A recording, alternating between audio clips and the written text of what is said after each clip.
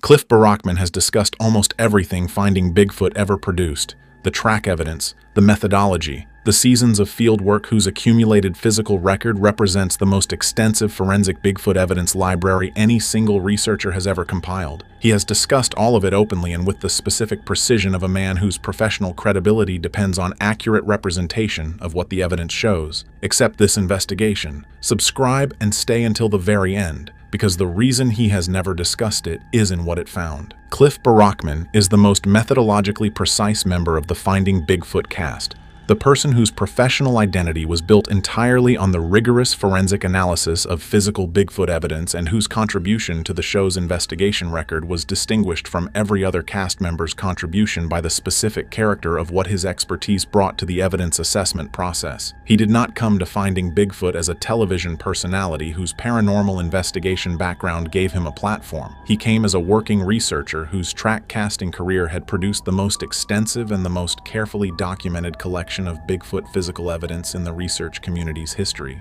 A body of work whose evidential quality, the forensic methodology he had developed across years of independent field research, gave a rigor that most Bigfoot physical evidence documentation does not possess. The North American Bigfoot Center that he established in Boring, Oregon, the dedicated museum and research facility whose existence represents the most serious institutional commitment to Bigfoot physical evidence documentation in the research community, is the clearest expression of the professional identity that his Finding Bigfoot years were built on. He is not an enthusiast.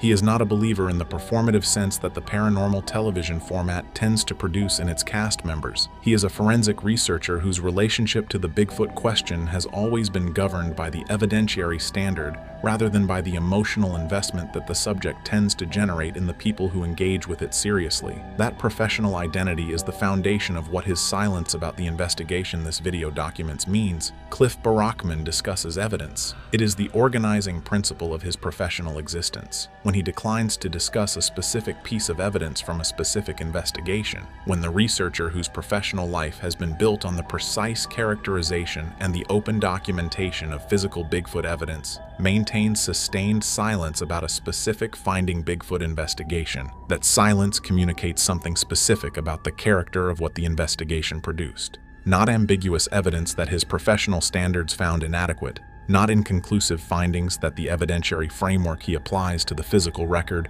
could not characterize. Something whose character his professional standards found adequate and whose characterization his sustained silence has been managing in a way that the prior season's most significant findings never required. To understand why Barackman's silence about this specific investigation is the most significant thing about it, it is necessary to understand what his methodology established as the evidentiary standard that significant Bigfoot physical evidence must meet, the specific criteria whose application to the investigation's findings produced the conclusion that his silence has been managing. Barackman's track casting methodology is the most rigorous application of forensic physical evidence analysis to Bigfoot field evidence that the research community has ever developed. It did not emerge from the paranormal investigation tradition, whose evidentiary standards are shaped by the entertainment framework that contains them. It emerged from the forensic evidence analysis tradition, from the application of the same analytical principles that forensic scientists apply to physical evidence in legal proceedings, whose standards of evidentiary quality are determined by adversarial scrutiny,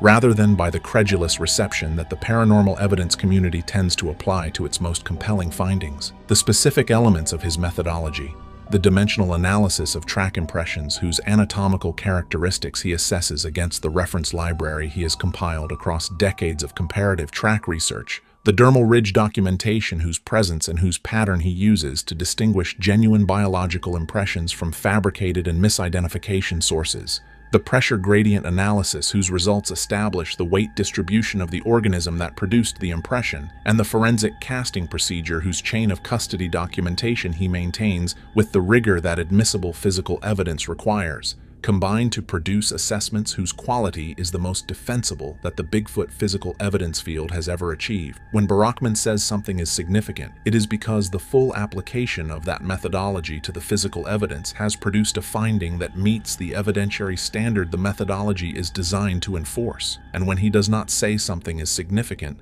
when he maintains silence about a specific investigation's findings rather than applying his methodology to them in the open, documented way that his professional identity has always demanded. The silence communicates something about those findings that his words have not. The investigation this video documents produced findings that his methodology assessed. The assessment is in the production record. What the assessment produced is what his silence has been managing. And the reason the silence has been necessary is what the evidence itself reveals. The Finding Bigfoot investigation, whose evidence Cliff Barackman has never publicly discussed, was deployed at a location whose prior evidence profile the show's research process had identified as among the most significant in the show's 11-season investigation history. Not the most dramatically compelling location the production had ever selected, but the location whose combination of evidence types, evidence density, and geographic characteristics the research team's assessment had placed at the top of the priority list for systematic forensic investigation of the specific kind that Barackman's methodology was designed to conduct. The location's prior evidence record was built across multiple independent sources, whose consistency the BFRO database had been accumulating across years of systematic report documentation. Physical evidence from multiple independent observers across a period spanning more than a decade,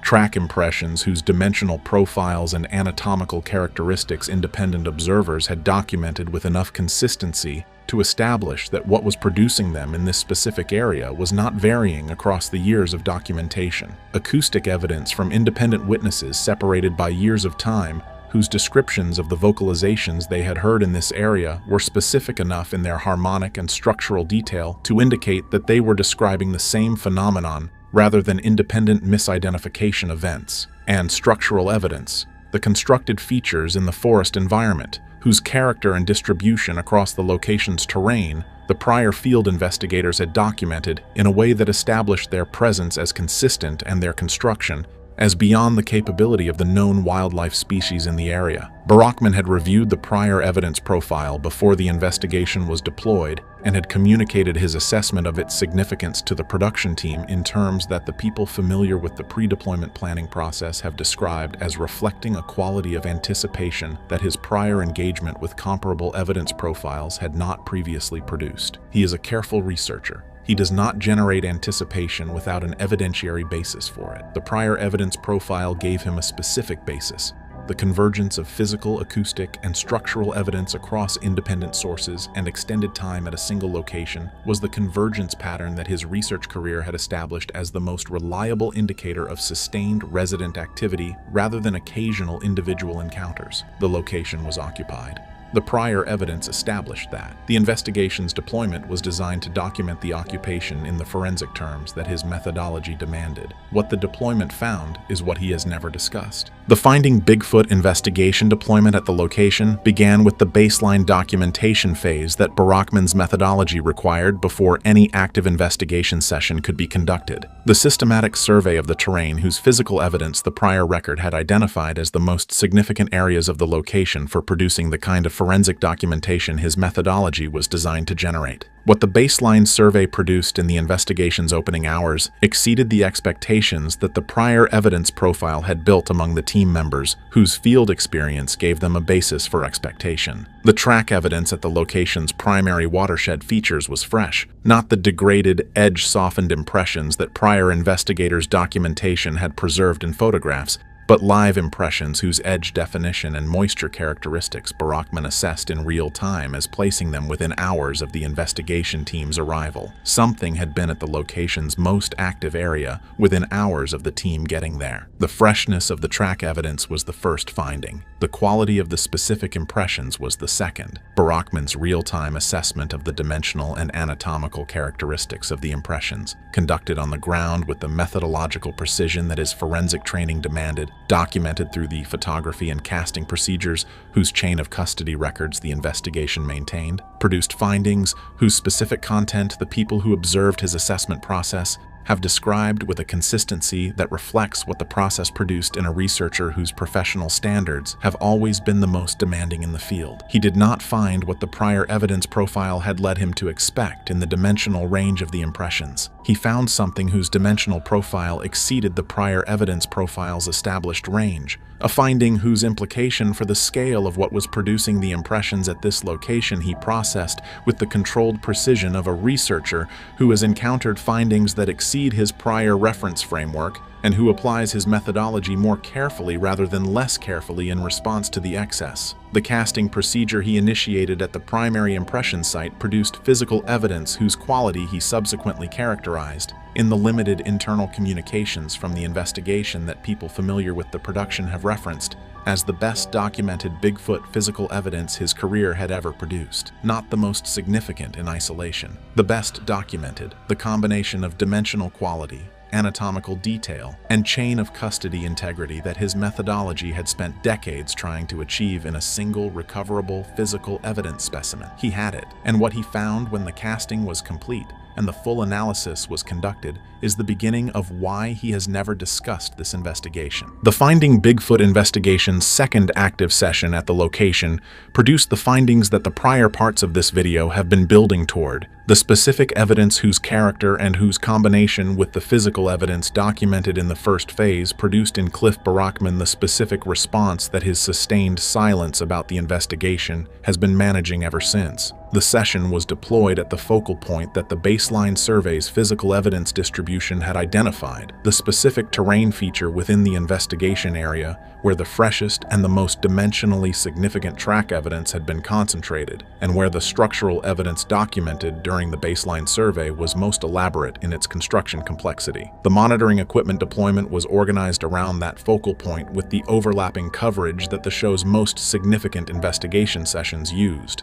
Multiple camera units positioned to capture the approach corridors and the focal point itself from independent angles whose combined coverage would produce multi-source documentation of anything that moved through the area during the session. The call blasting sequence that Matt Moneymaker directed in the opening hour of the session produced responses whose character and whose spatial organization Barackman documented in real time. Responses from multiple independent directions at distances consistent with multiple individuals rather than a single response source, arriving with the specific timing structure that distinguished reactive responses from coincidental ambient sounds. Then the thermal cameras began producing signatures at the tree line of the focal point, not the ambiguous, distance-degraded thermal events that the prior season's most significant investigation moments had documented. Signatures at a range whose resolution gave the camera's output a specificity that the distance limitations of the prior season's thermal evidence had prevented. Barackman reviewed the thermal monitor output in real time, what he saw on that monitor,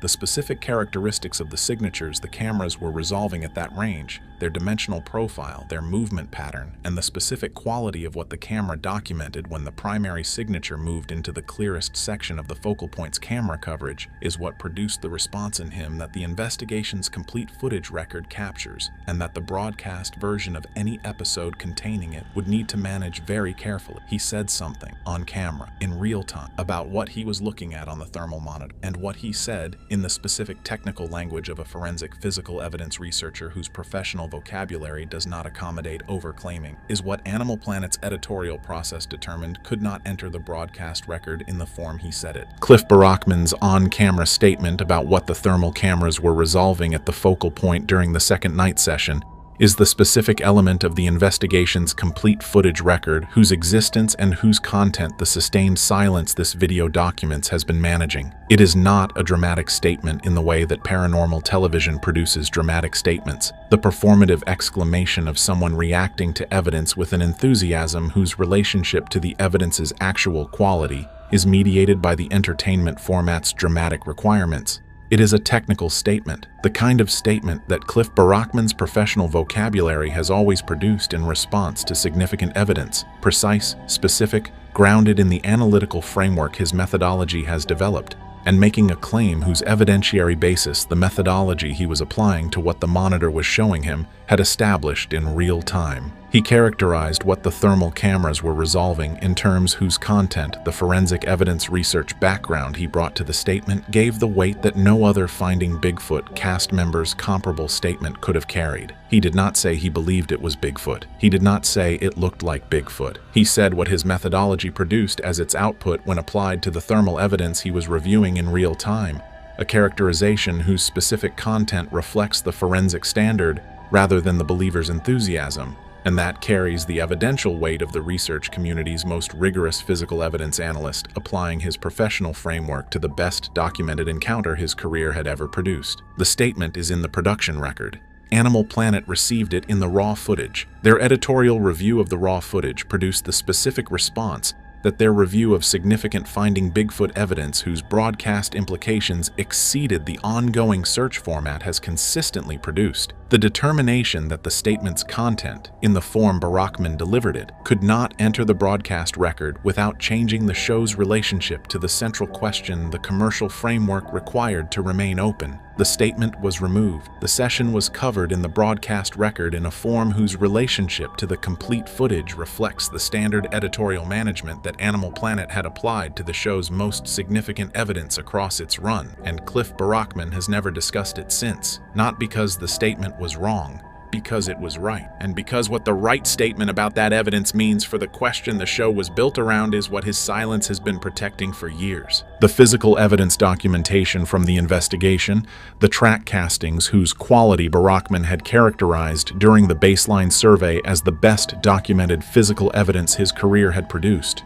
underwent the full forensic analysis that his methodology required in the period following the session. The analysis process applied to the casting specimens produced findings across each of the analytical categories his methodology encompasses, whose combination established the investigation's physical evidence record as the most significant single-session body of forensic Bigfoot physical evidence ever documented. The dimensional analysis confirmed what the field assessment had established. The impression's size profile exceeded the human maximum, and the dimensional ratio between foot length and width fell outside the range of any known bipedal species. The dermal ridge documentation was the element of the analysis whose results Barackman has cited in the limited partial references to the investigation's physical evidence that have circulated in the research community since the investigation concluded. Ridge patterns whose clarity the casting quality had preserved at a resolution sufficient for the comparative analysis that his methodology applies to distinguish biological dermal ridges from the artifacts that casting material produces in non-genuine impressions. The ridges were genuine, their pattern characteristics were consistent with a primate species rather than any non-primate species in the regional fauna, and their specific arrangement, the ridge flow pattern and the specific features whose comparative analysis his reference library of known species and known Bigfoot casting specimens gave him the framework to assess, was consistent with the pattern that the most credible prior Bigfoot casting evidence in his collection had established as the physical evidence signature of the species the research community has been documenting. The pressure gradient analysis produced the finding that the investigation's physical evidence record's complete documentation has never publicly established for any prior season's most significant casting evidence, a gradient distribution consistent with the dynamic pressure pattern of a habitual biped whose weight distribution across the stride cycle matches the locomotion pattern that the biomechanical analysis of the most significant Bigfoot film evidence has established for the species' gait. The casting is real. The anatomy it documents belongs to a species whose biological reality Barackman's forensic methodology established across the full analytical process his career had developed to distinguish genuine evidence from contaminated and fabricated sources. That conclusion is in the analysis record. It has never been publicly stated by Barackman, and the reason it has not is the same reason the on-camera statement has not been broadcast. Not because the methodology failed to produce it, but because what it means for the question the show was built around exceeded the framework within which the show's broadcast record was permitted to operate. The silence Cliff Barackman has maintained about this specific Finding Bigfoot investigation is the most significant thing the investigation's public record contains, because it is silence from the person whose professional identity has always been built on speaking precisely and openly about what the physical Bigfoot evidence shows. His public record across the Finding Bigfoot years and in the period since the show's cancellation is a record of consistent, specific, openly communicated engagement with the physical evidence the research community produces. He has discussed ambiguous evidence and characterized it as ambiguous. He has discussed significant evidence and characterized it as significant. He has discussed fabricated evidence and characterized it as fabricated. He has applied his methodology to the full range of physical evidence the research community generates and communicated his assessment of what each piece shows with the professional precision that his forensic background demands. The investigation this video documents is the one gap in that record. the sustained absence of any characterization from the research community's most rigorous physical evidence analyst about an investigation whose physical evidence his methodology assessed in the most complete and the most carefully documented forensic process his career had ever applied is itself a communication. It communicates that what the methodology produced as its assessment of the evidence exceeded the framework within which Barackman's public communications about the research's findings have always operated. Not inadequate evidence below his standard. Evidence above the threshold at which his professional communication about research findings intersects with the commercial and institutional constraints that the Finding Bigfoot production framework created around the research's most significant outputs. He has never discussed this investigation because discussing it, applying the same open, precise, methodologically grounded communication he has applied to every other significant finding in his research career, would require stating what the methodology established about the physical evidence and what the on-camera thermal assessment established about what the cameras document, and stating those things in the specific, technically grounded terms his professional framework demands would produce in the public record the most significant statement any credible Bigfoot researcher has ever made about any body of Bigfoot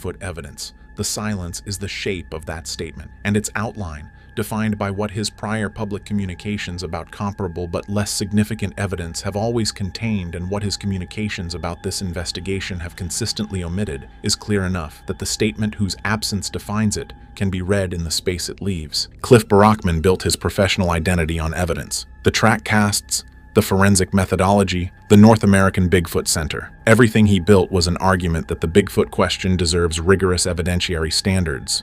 The investigation this video documents is where that argument arrived at its destination. The methodology produced its most significant result. Animal Planet buried it, not because the evidence was inadequate, because it was adequate in a way the commercial framework could not accommodate. His silence is not the silence of someone who found nothing. It is the silence of someone who found everything. The investigation is in the archive. The castings exist. The on-camera statement is in the production footage. And the most rigorous forensic Bigfoot evidence researcher in the field has never said a single public word about any of it. The evidence is the reason. And the evidence changes everything about what Finding Bigfoot was and what it found. Bobo Fay has spent more nights in the deep forest looking for Bigfoot than almost anyone alive. He is not a researcher or a scientist or a television presenter. He is a woodsman whose physical size, whose fieldcraft, and whose instinctive understanding of the terrain he works in gave Finding Bigfoot a capability in the deep wilderness that no studio production could manufacture. He has never discussed this investigation until 1 minute ago. Subscribe and stay until the very end, because what Bobo just revealed is the one thing Finding Bigfoot was never supposed to say out loud. James Fay, Bobo to everyone who has ever spent 5 minutes in the Finding Bigfoot orbit, occupies a specific and irreplaceable position in the Bigfoot research community that his television profile has always undersold. The show's format positioned him as the comic relief, the large, enthusiastic, perpetually optimistic woodsman whose sheer physical presence in the forest made him useful as a size reference for track comparisons and whose willingness to wade into any dark terrain, climb any ridge, or spend any number of hours in any weather condition doing call blasting made him invaluable as an operational asset in the field. That positioning was accurate as far as it went.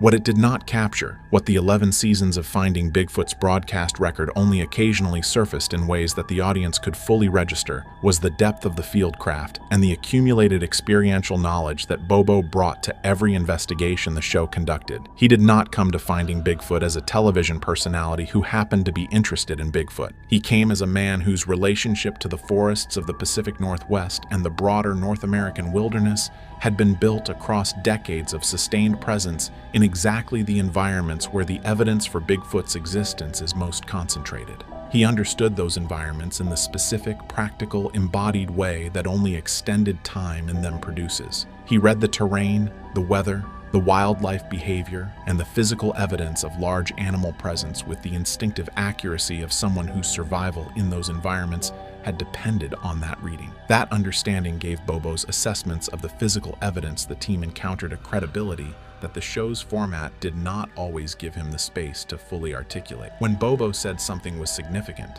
it was because his accumulated experience in comparable terrain had given him a reference framework for what significant looked like, and what it did not look like, a distinction that the show's most serious viewers came to rely on his judgment to draw. When he said something was unlike anything he had encountered before, it carried the weight of a man who had encountered a great deal and who understood the difference between the extraordinary and the genuinely anomalous. The investigation he just revealed falls into the second category, not because what the team encountered was more dramatic than the prior season's most intense investigation mode, because it was more final. And Bobo is the person whose decades of fieldwork gave him the framework to understand what that finality meant in terms of what it confirmed about the question the show had been asking across its entire run. The investigation, whose details Bobo just revealed, was not generated by the Finding Bigfoot Productions standard location selection process. It did not emerge from the research team's review of BFRO report databases or from a witness contact who reached out to the show through its official channels. It came from Bobo's own knowledge of the terrain,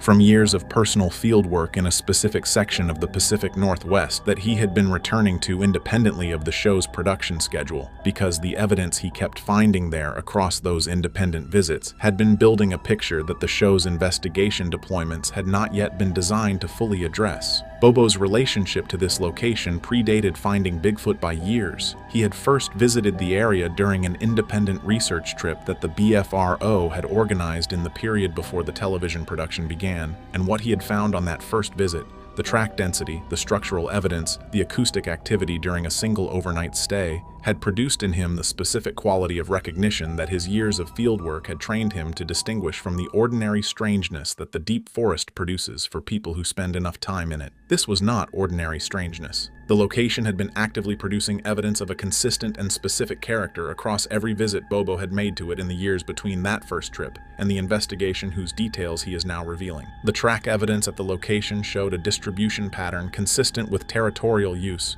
rather than transient passage. Impressions in the soft ground of the creek systems and the forest floor, whose concentration in specific areas of the location indicated regular, repeated use of defined corridors rather than the random distribution that passing wildlife produces. The structural evidence, the tree manipulations, the branch constructions, the specific arrangements of natural materials that Bobo's fieldwork had given him the reference framework to assess, showed a sophistication and a consistency across the location's most active areas that his accumulated experience placed in a category distinct from anything the surrounding wildlife was capable of producing. And the acoustic environment of the location, the specific quality of the sounds the night produced when Bobo had spent overnights there on his independent visits, was something he has described in the limited prior references he has made to the location as the detail that kept bringing him back. The forest at this location sounded different, not frightening, not unusual in the ambient sense of a new environment producing unfamiliar sounds, different in the specific way that a place sounds when something in it is listening. Bobo's account of what he communicated to the Finding Bigfoot team in the period before the investigation was deployed at the location is one of the most significant elements of his reveal, because it establishes the specific expectations the team brought to the investigation and the relationship between those expectations and what the investigation actually produced. He did not build the team's anticipation by describing the location in dramatic terms. Bobo's communication style in the field is practical rather than theatrical.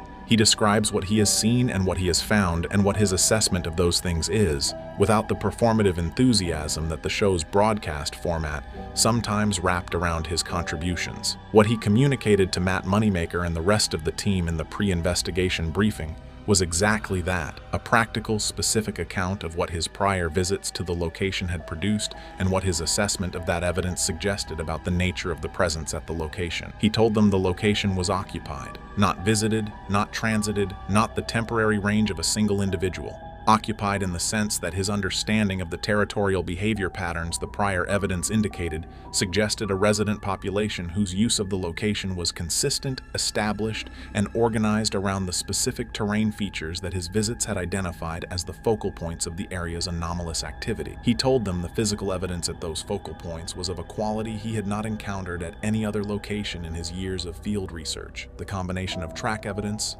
structural evidence, and biological material whose collection he had been careful not to disturb on his prior visits in the expectation that the right investigation deployment would eventually be organized around the location. He told Cliff Barackman specifically that the track evidence at the creek drainage focal points was going to be the most significant physical documentation opportunity either of them had encountered in their research careers. Cliff's response to that assessment, from a man whose track analysis expertise gave him the specific context to evaluate the claim, was to treat the investigation deployment as the most important the show had yet organized, and he told Ranae that the location was going to challenge her framework in a way that none of the prior investigations had challenged it. Not because he expected her to abandon her skepticism, he respected her skepticism and always had, but because what the location had been producing across his prior visits was evidence that her methodological framework was going to have to work very hard to account for conventionally. It did not account for it conventionally. What it produced instead is what Bobo's reveal addresses in full. The Finding Bigfoot team arrived at the location in the late afternoon and spent the initial hours of the investigation establishing the baseline documentation that the show's methodology required before any active investigation session could be conducted. Bobo guided the baseline survey with the specific knowledge of the location's geography that his prior visits had given him, directing the team to the creek drainage focal points where the prior physical evidence had been most concentrated,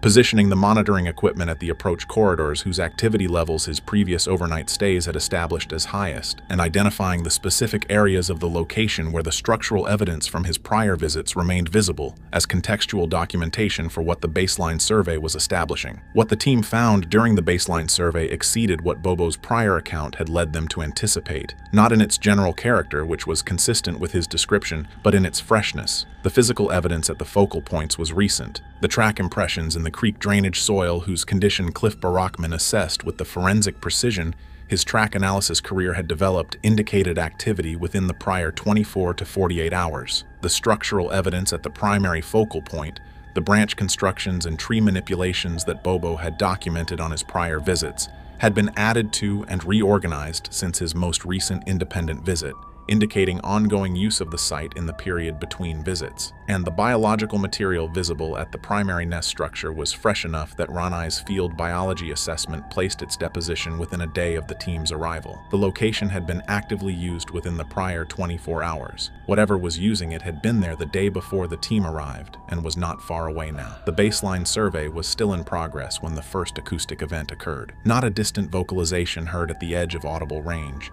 a close, structured, directional sound that the team's audio equipment captured with a clarity that the prior season's acoustic documentation had not produced, and that Bobo identified immediately from his prior overnight experiences at the location as the specific sound the forest made when whatever lived there was acknowledging the presence of something new in its territory. The forest was not alarmed. It was paying attention, and it had been paying attention since before the team completed their first hour on the ground. The first night of the investigation produced evidence that Cliff Barackman subsequently described as the most evidentially significant single night's documentation in the Finding Bigfoot production's history. Track evidence documented at 4 separate locations within the investigation area during the active investigation session, acoustic responses to call blasting that Matt Moneymaker assessed as coming from multiple independent sources at distances and from directions consistent with a coordinated response rather than individual territorial reaction, and thermal signatures at the tree line of the primary focal point that the cameras tracked for extended periods without resolving into any wildlife species whose behavior pattern matched what the monitoring documented. The second night was when the investigation moved from extraordinary into the territory, whose details Bobo has been carrying since the investigation concluded. The camp had been positioned at the edge of the primary focal point area, a deliberate decision whose logic was to put the investigation team in close proximity to the location's most active zone overnight, rather than at the distance that standard safety protocols might have suggested. Bobo's prior overnight experience at the location had informed that decision. He knew the active zone's nighttime character from his independent visits, and his assessment was that proximity rather than distance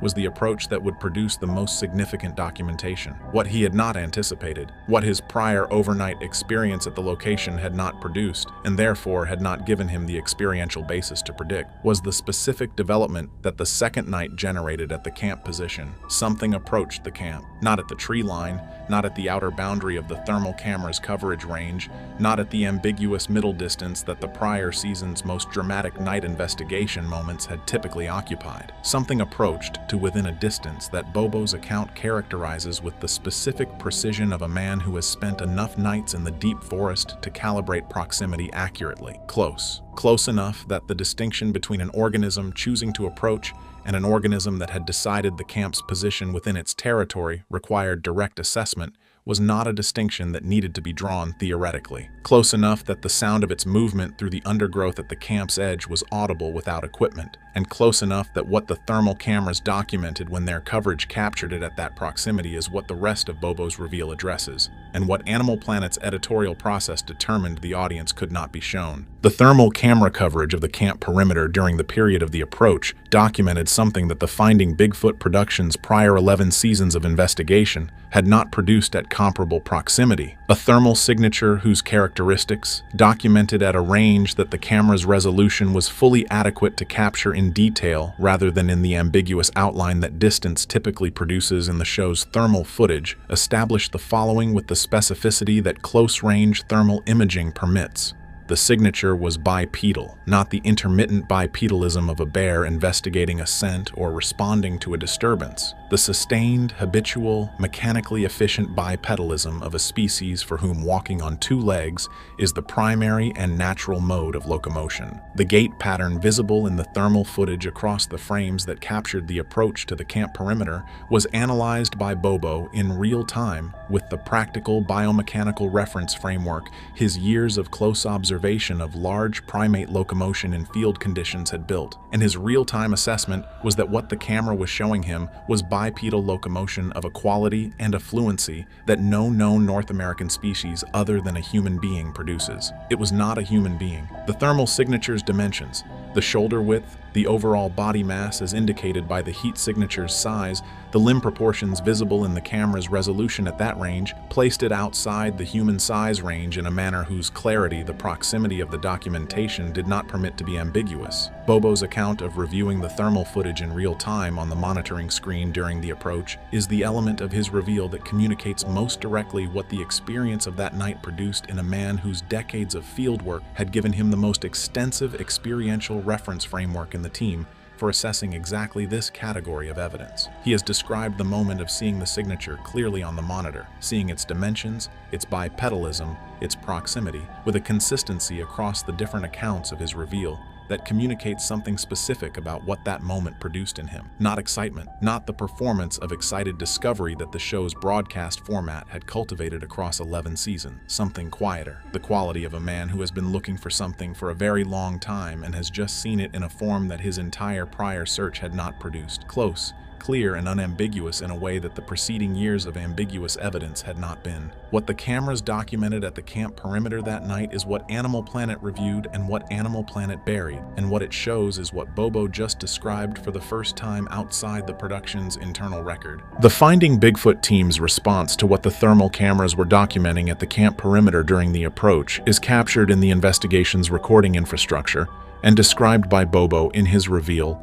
with the plainness that his communication style has always applied to significant field events, not dramatized, not amplified, just described in the specific terms that make clear what happened and what each team member's response to it was. The team was together at the monitoring position when the approach occurred. They were not distributed across the investigation area in the deployment configuration that the active investigation sessions used. They had returned to the camp position for a scheduled equipment check and were reviewing the monitoring feeds together when the signature appeared in the perimeter camera coverage. All four of them saw it simultaneously. Bobo's account of what each team member's response was in the moment the signature resolved on the monitor is one of the most humanly significant elements of his reveal, because the specific quality of each response communicates something about what the signature's close-range clarity produced in people with different relationships to the evidence that Bigfoot research produces. Matt Moneymaker went quiet in a way that Bobo describes as unlike his typical response to significant evidence. Not the organized, analytically engaged quiet of a researcher processing a finding, but the specific silence of a man whose entire professional life has been organized around the pursuit of exactly what the monitor was showing him, confronting it at last in a form that his professional framework was not fully adequate to process. Cliff Barackman picked up his documentation equipment and began recording the monitor feed with a methodical precision that Bobo describes as the most focused he had ever seen Cliff operate in a field situation. Not excited, not hesitant, just completely absorbed in the documentation task in a way that reflected his understanding that what was on the monitor was what his forensic research career had been building toward. Ranae Holland said one word. Bobo does not reproduce the word in his reveal. He describes it only as the word that a scientist who has spent 11 seasons applying rigorous skepticism to the evidence for Bigfoot's existence says when the evidence in front of her exceeds the explanatory reach of the skeptical framework she has been applying. The word communicated that her framework had reached its limit. Whatever she said in that moment is in the production's audio record. Whether it will ever be in the broadcast record is the question that Animal Planet's editorial decision about the investigation's footage has kept unanswered. Animal Planet's decision to pull the footage from the investigation Bobo is describing was communicated to the Finding Bigfoot production within a time frame that he characterizes in his reveal as faster than any prior editorial decision in the show's 14-season broadcast history. Not deliberated, not subjected to the extended review process that content decisions of comparable significance typically require in the operational rhythm of a cable television network. Made quickly, communicated clearly, and implemented with a totality that reflected institutional certainty rather than editorial consideration. Bobo's account of how the decision was communicated to the team is one of the most revealing elements of the entire disclosure, because the manner of the communication told the team as much about the nature of the decision as the decision itself. It did not come with an editorial justification. Networks that pull content for ordinary content management reasons provide explanations. The evidence is too ambiguous for the show's evidentiary standard. The footage raises legal concerns about the location's owner. The content exceeds the network's programming parameters for its audience. The communication about the investigation footage provided none of those conventional justifications. It provided an instruction. The footage was not to be broadcast. The investigation was not to be referenced. The production was to proceed with its schedule as though the investigation had not occurred. Bobo's response to that instruction, and to the decision it represented, is something he describes in his reveal with a candor whose quality reflects the specific position he has always occupied in the Finding Bigfoot operation as the team member whose practical field orientation made him the least embedded in the institutional frameworks that complicate the other team members' responses to the editorial relationship with the network. He did not accept the justification because no justification was offered. He did not accept the decision as an ordinary editorial call because the speed and the totality of it was not consistent with ordinary editorial process. What he accepted, what the years since the investigation have produced in him in terms of his understanding of what the decision represented and why it was made, is a conclusion about the institutional calculation that Animal Planet performed when its review of the investigation footage produced the suppression decision. The network understood what the footage showed. It understood what showing it would mean for the audience's relationship to the question the show had been asking across 11 seasons, and it made the calculation that what showing it would mean was something it was not willing to produce. Bobo accepted that calculation long enough to stay silent about the investigation. He has now decided the silence has lasted long enough. James Fay has spent more time in the forests where Bigfoot is reported to exist than almost any other living person. The investigation he just revealed is where that time finally arrived at its destination. Not a dramatic confrontation, not a blurry image at distance. Thermal footage at close range on a specific night at a specific location that his decades of fieldwork gave him everything he needed to understand. He does not frame what he saw as a belief. He frames it as something he saw on a monitor, close enough to be clear, documented well enough to be unambiguous, and buried by the network before the audience could see it, because the audience seeing it would have made the question Finding Bigfoot had been asking for 11 seasons impossible to keep asking. 11 seasons of thermal signatures and acoustic responses and track evidence were the approach. The investigation nobody was allowed to see was the arrival. Animal Planet made sure the audience never got there. Bobo just took them there anyway, in the plainest terms he knows, the way he has always done everything in those forests, without performance, without doubt, and without any more silence about what he saw.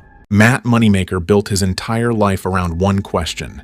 Not a career, not a television franchise. His life. The Bigfoot Field Researchers Organization, decades of independent fieldwork, 11 seasons of Finding Bigfoot, all of it organized around a single pursuit, whose answer he has been closer to than almost anyone alive. 1 minute ago, he confirmed that Finding Bigfoot found that answer, and that Animal Planet buried the evidence before the audience could see it. Subscribe and stay until the very end. Matt Moneymaker's relationship to the Bigfoot question is unlike any other figure in the paranormal documentary landscape in a way that the Finding Bigfoot television format consistently undersold, and that the audience who followed the show across its 11 seasons only partially registered through the production's entertainment framework. He did not arrive at the Bigfoot question through curiosity or through a single encounter that redirected his attention from other pursuits. He arrived at it through a process of sustained, systematic engagement that began in his early adult life and that has never been interrupted by the commercial and institutional pressures that deflect most researchers from the subjects whose evidence most demands their sustained attention. The Bigfoot Field Researchers Organization,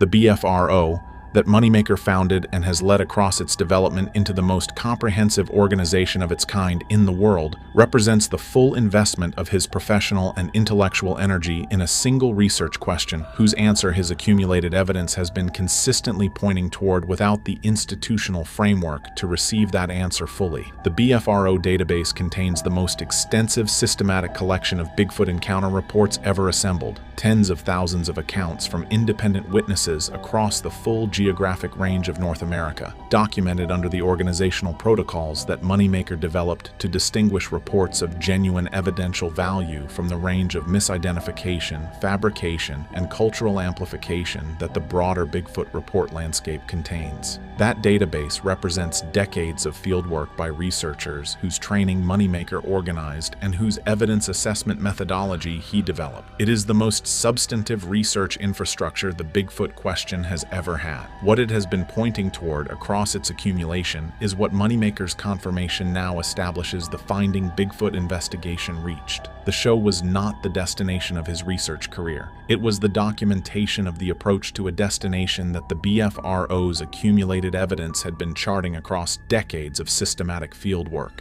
What he just confirmed is that the destination was reached during the show's investigation record, and that the documentation of the arrival was buried by the network before the audience could be shown where the approach had led. The Finding Bigfoot production that Animal Planet commissioned and broadcast across 11 seasons was understood differently by the two parties whose relationship produced it, the network that acquired it as a cable entertainment property and the investigation team whose methodology and whose evidence base the production was designed to document. Animal Planet understood Finding Bigfoot as a paranormal reality series whose commercial proposition was the sustained, dramatic tension of a search that produced compelling evidence without definitive resolution, the format whose audience retention depended on the question remaining open across seasons rather than being answered in a way that concluded the show's central premise. The investigation team, Moneymaker, Barackman, Ranae Holland, and Bobo Fay, understood Finding Bigfoot as an investigation platform whose commercial infrastructure gave them access to field locations,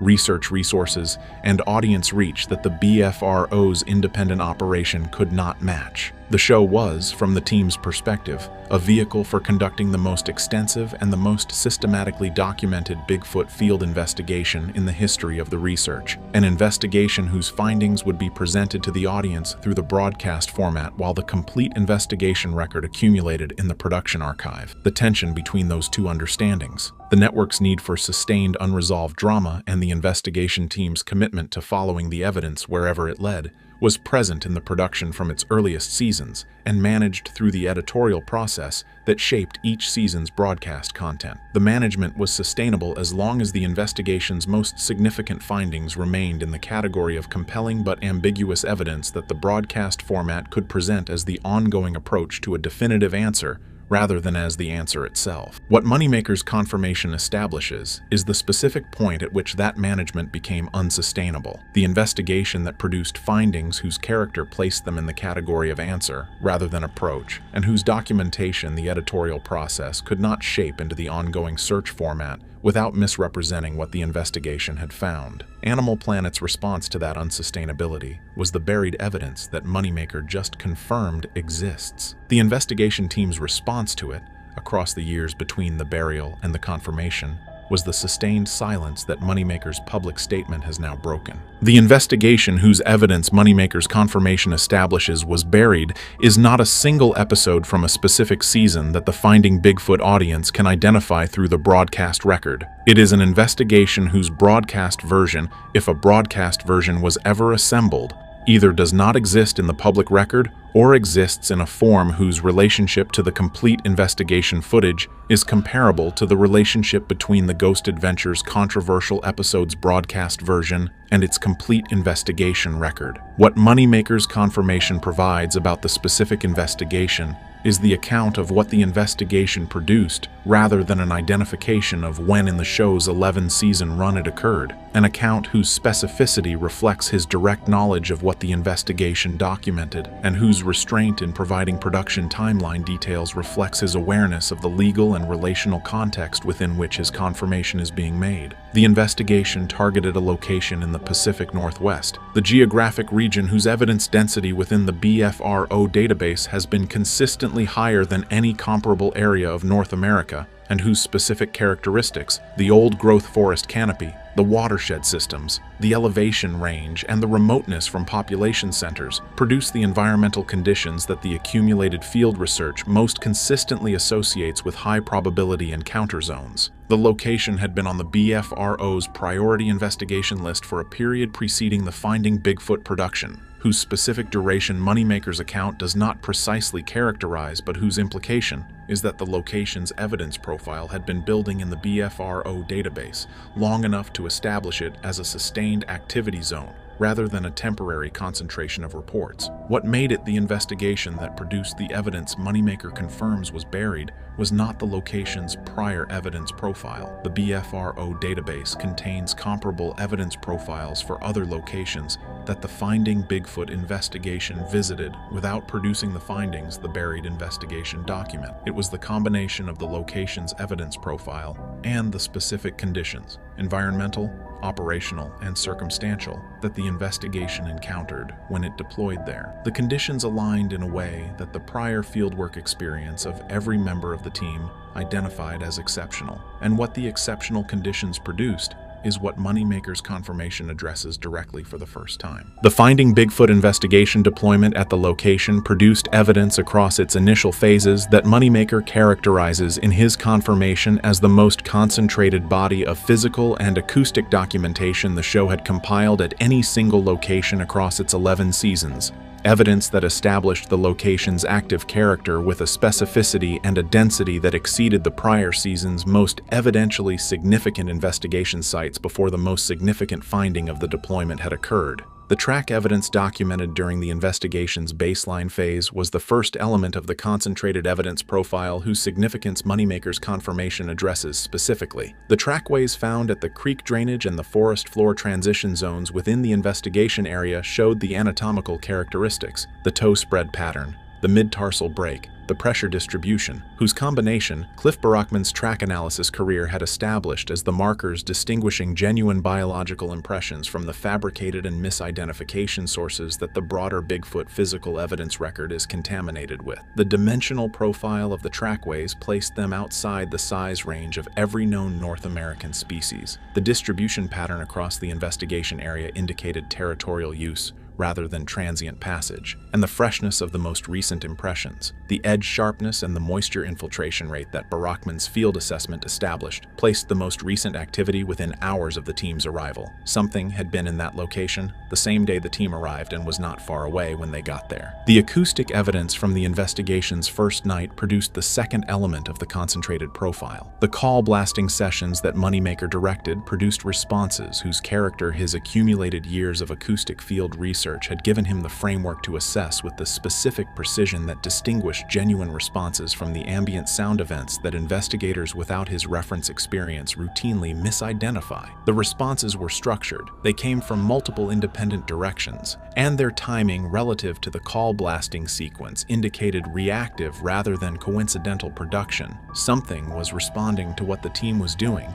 and doing so with an awareness of the team's position in the landscape that the distance and the terrain between the response sources and the call blasting position made impressive rather than expected. What all of that evidence was building toward, what the concentrated physical and acoustic profile was establishing as the context for the investigation's most significant finding, is what Moneymaker's confirmation addresses in its most specific terms. Matt Moneymaker's confirmation of what Finding Bigfoot found during the buried investigation is the centerpiece of his public statement. The specific account of what the investigation documented that the prior 11 seasons of broadcast episodes were always building toward, and that the complete investigation record contains in a form the audience has never been shown. He does not frame the confirmation dramatically. His communication style has always been characterized by the practical directness of a researcher whose professional credibility rests on the accuracy of his assessments rather than the persuasiveness of his presentation. And the confirmation reflects that style in a way that makes it more significant rather than less, because the absence of dramatic amplification communicates that what he is confirming does not require amplification to establish its significance.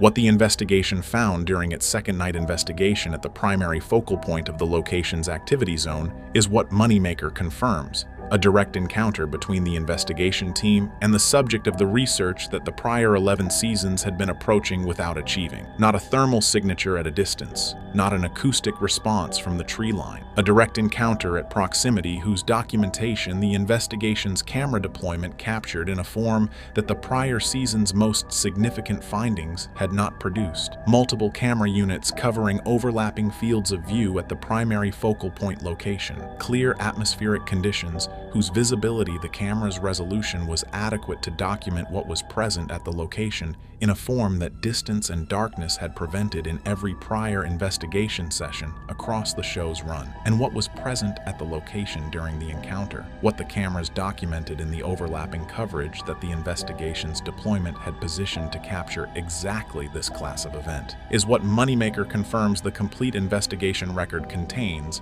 and what Animal Planet buried upon reviewing the footage. He describes what the cameras documented in terms whose specificity reflects his direct knowledge of the footage's contents. Not vague references to extraordinary evidence, but a description of the specific visual characteristics of what the cameras captured that establishes the character of the finding without claiming more than what the documentation supports.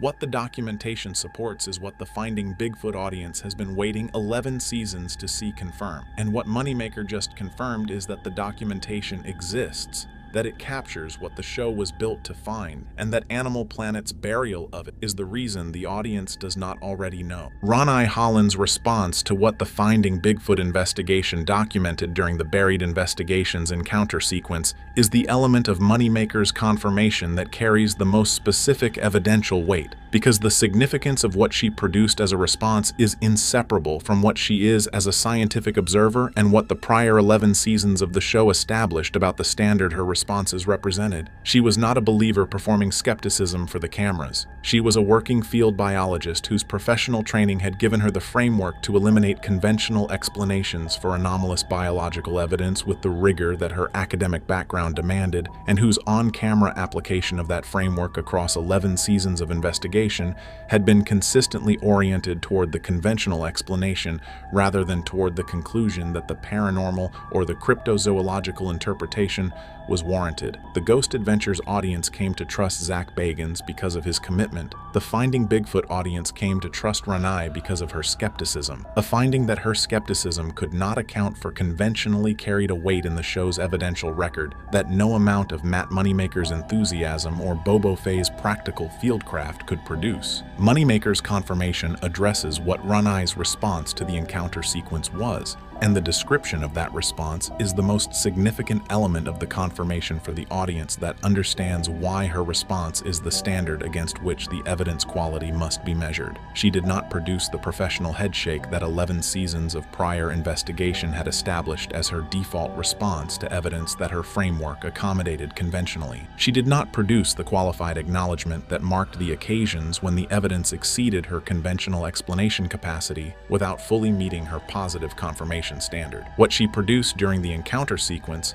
as documented in the investigation's complete footage record, is something that Moneymaker's confirmation characterizes in terms whose specific content communicates what her scientific framework produced when the evidence it was applied to exceeded its explanatory reach completely. He describes it as the response of a scientist who has spent a career applying a methodology to a question and has encountered for the first time an answer that the methodology did not produce, but that the evidence makes impossible to withhold. Whatever Ranae Holland said and did during the encounter sequence is in the complete footage record that Animal Planet buried. Moneymaker just confirmed it is there, and its presence in that record is the most significant thing about what the buried evidence contains. Matt Moneymaker's account of Animal Planet's decision to bury the investigation footage is the element of his confirmation that addresses the institutional dimension of what the Finding Bigfoot buried evidence represents, and his account of that decision is delivered with the specific quality of practical directness that his communication style applies to all of the significant things he says. He does not characterize Animal Planet's decision as malicious. He does not frame it as a conspiracy or as an institutional suppression in the sense that implies coordinated deception. He frames it as a calculation, a specific institutional calculation whose inputs were the footage's contents and whose output was the determination that those contents could not be broadcast within the format that Finding Bigfoot represented to Animal Planet as a commercial property. The calculation, as Moneymaker characterizes it, was not primarily about the evidence's authenticity. The network's review of the footage apparently produced no significant uncertainty about whether what the cameras had documented was real. The conditions of the documentation,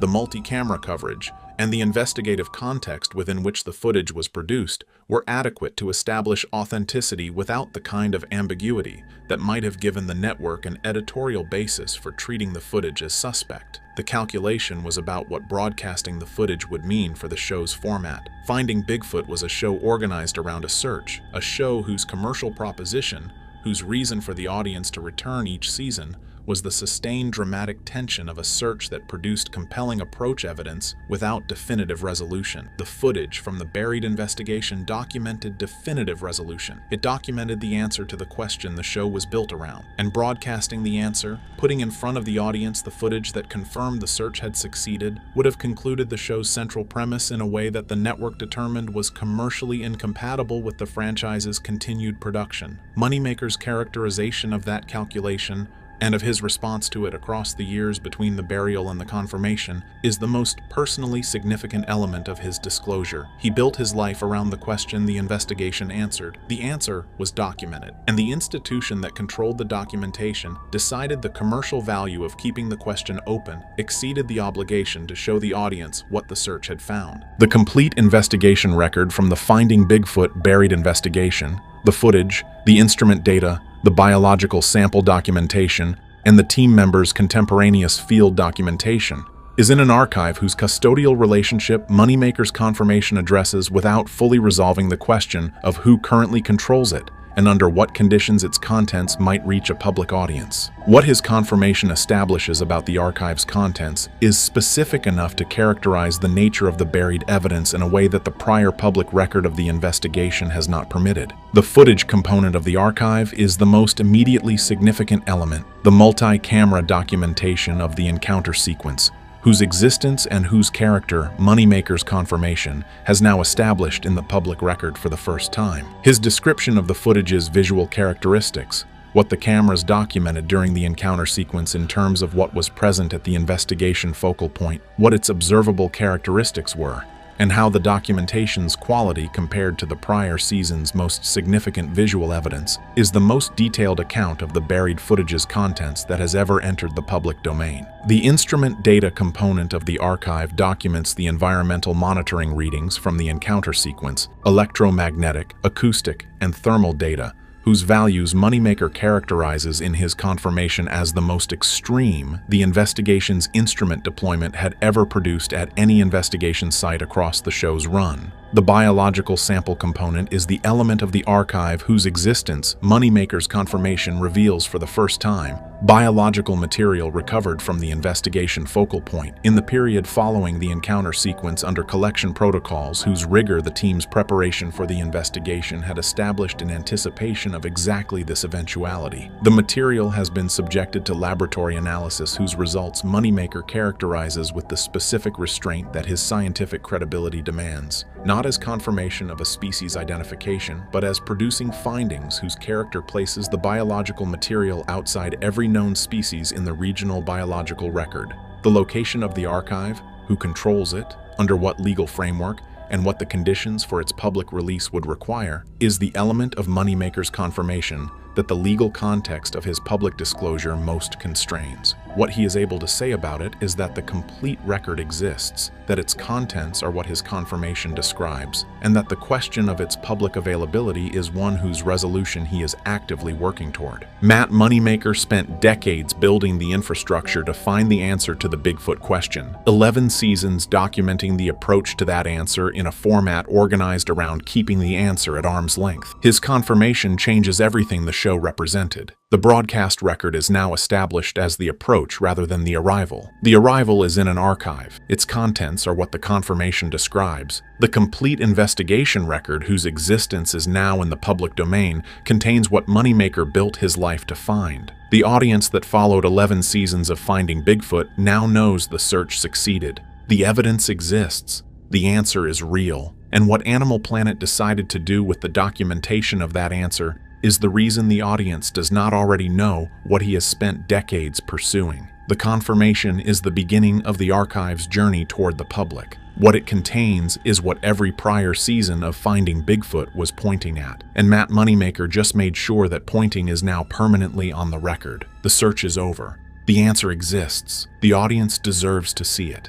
Ron Moorhead has been researching Bigfoot longer than most people in the field have been alive. The Sierra Sounds recordings he captured decades ago remain the most significant audio evidence in the history of Bigfoot research. When he joined the Alaskan Killer Bigfoot investigation, he brought that lifetime of accumulated knowledge into the most hostile wilderness environment the research has ever been conducted in. What the investigation found exceeded everything that Lifetime had prepared him for. Subscribe and stay until the very end, because what the network has been sitting on changes everything. Ron Moorhead's position in the Bigfoot research community is not the position of a television personality whose paranormal investigation credentials were built inside a production format. It is the position of a man whose engagement with the Bigfoot question predates the paranormal television genre entirely, whose most significant contribution to the evidence base for Bigfoot's existence was produced decades before any network had decided that the subject was worth putting in front of a cable television audience. The Sierra Sounds recordings are the foundation of that position. Captured in the Sierra Nevada mountains of California across multiple field sessions in the 1970s, the Sierra Sounds represent the most extensively analyzed body of alleged Bigfoot vocalizations in the research community's history. A set of audio recordings whose acoustic properties have been subjected to independent analysis by linguists, acoustic specialists, and cryptolinguistic researchers whose combined assessment has consistently produced the finding that the sounds were generated by a vocal apparatus significantly larger than any known North American primate species and containing structural complexity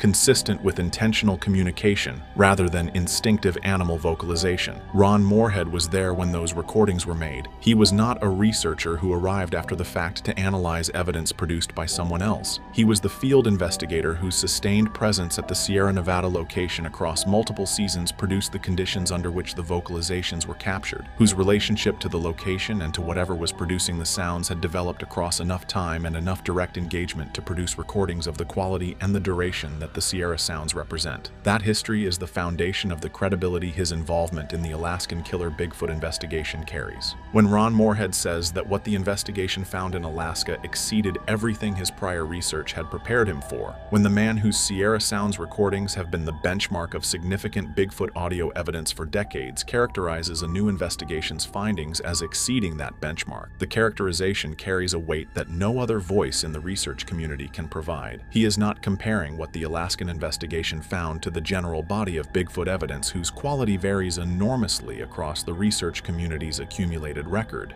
He is comparing it to the Sierra Sounds. He is saying that what the network has been sitting on since the Alaskan Killer Bigfoot investigation concluded is more significant than the most significant Bigfoot audio evidence ever produced. That comparison is what this video is going to establish in full, and the process of establishing it begins with understanding why Ron Moorhead's voice is the one that makes the comparison meaningful. Alaska is not simply a more remote version of the Pacific Northwest investigation environments that Finding Bigfoot, Expedition Bigfoot, and the broader Bigfoot field research community have spent decades working in. It is a categorically different investigation environment whose specific characteristics, the scale of the wilderness, the absence of the human infrastructure that shapes every other Bigfoot investigation environment in the lower 48 states, the climate conditions, and the specific character of the wildlife and ecological systems that the Alaskan interior supports, produce investigation conditions that no comparable show or research program has operated in at the scale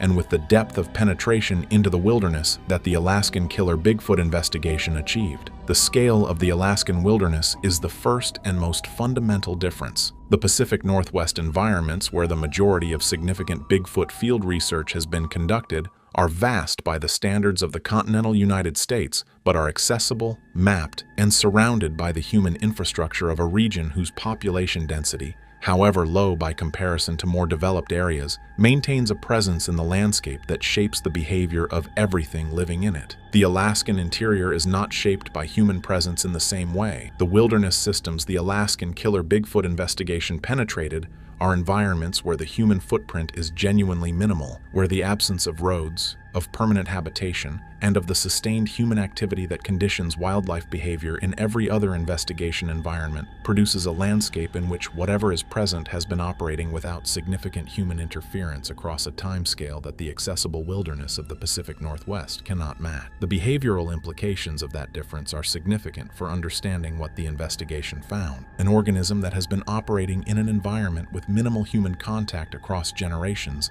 will behave differently toward human investigators than an organism whose territory has been intersected by human activity across the same period. The prior research community's experience has been conducted almost entirely in the second category of environment. The Alaskan investigation operated in the first. What that produced in terms of the investigation team's direct encounters with whatever was operating in the Alaskan wilderness, the proximity, the frequency, and the behavioral character of what the investigation documented is the dimension of the findings whose significance Ron Morehead's prior research experience gave him the specific framework to assess and that the network has been sitting on since the investigation concluded. The Alaska evidence is different not just in quantity but in kind. And the kind it represents is what Morehead's exposure addresses directly. The Alaskan killer Bigfoot investigation assembled a team whose combined field experience and research background represented the most credentialed group of investigators the show's production format had deployed. DJ Brewster, Ash Naderhoff, Keith Seville,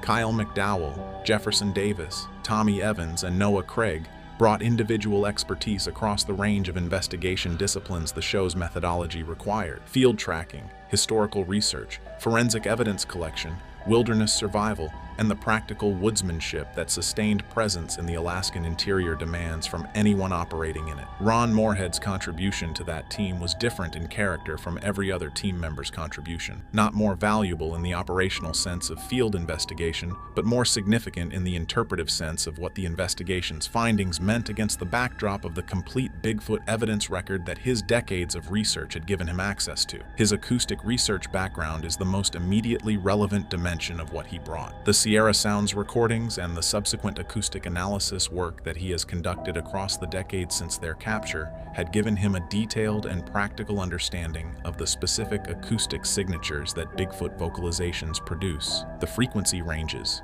the harmonic structures, the respiratory characteristics, and the specific qualities that distinguish genuine Bigfoot audio evidence from the misidentification and fabrication sources that contaminate the broader audio evidence record. That understanding gave him the ability to assess the acoustic evidence the Alaskan investigation produced in real time, and against the most significant comparative baseline in the research community's history, the Sierra Sounds themselves. When the investigation's audio equipment captured vocalizations in the Alaskan wilderness, Ron Morehead was the person present whose prior research had given him the framework to immediately and accurately characterize what the equipment had recorded. His assessment of the Alaskan audio evidence, delivered in real time during the investigation and documented in the production record, is the element of the investigation's findings whose significance the network has been most specifically sitting on. Because what he said about the Alaskan vocalizations in comparison to the Sierra Sounds is the assessment that the research community's most credible voice in the audio evidence domain